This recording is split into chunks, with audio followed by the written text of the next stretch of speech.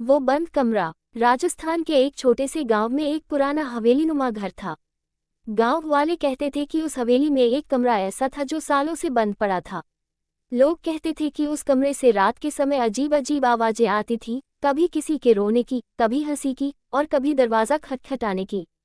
अर्जुन, जो कि शहर से गांव में छुट्टियां मनाने आया था, इन सब बातों को मजाक समझता था। वह विज्ञान में विश्वास करता था और भूत प्रेत को नहीं मानता था। एक रात अर्जुन ने ठान लिया कि वह उस कमरे को खोलकर देखेगा। अगर कुछ नहीं निकला तो सबको दिखा दूंगा कि ये सब मनगढ़ंत है, उसने सोचा। रात के ठीक 12 बजे, चांदनी रात थी और हवेली के आसपास सन्नाटा पसरा था। अर्जुन ने धीरे से वो जंग लगा हुआ दरवाजा खोला। दरवाजे के खुलते ही एक ठंडी हवा का झोंका आया, जैसे किसी ने बरसों से सांस रोक रखी हो।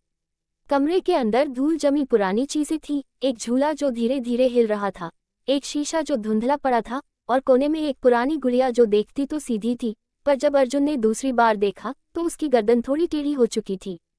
अर्जुन ने अपनी टॉर्च उस गुड़िया पर डाली। अचानक झूले पर बैठा एक साया दिखा, लंबे बाल, सफेद साड़ी और काली आंखें। वो साया धीरे धीरे खड़ा हुआ और बोला, तुमने मेरा दरवाजा क्यों खोला? अर्जुन के पैर जम गए। उसका शरीर कांपने लगा। वो साया आगे बढ़ता गया। अब तुम कभी वापस नहीं जा पाओगे। सुबह जब लोगों ने अर्जुन को ढूंढा तो वह हवेली में कहीं नहीं था, पर उस बंद कमरे का दरवाजा फिर से बंद था और अब वहां अर्जुन की टॉर्च और उसका फोन रखा हुआ था। फोन की स्क्रीन पर एक सेल्फी खुली हुई थी।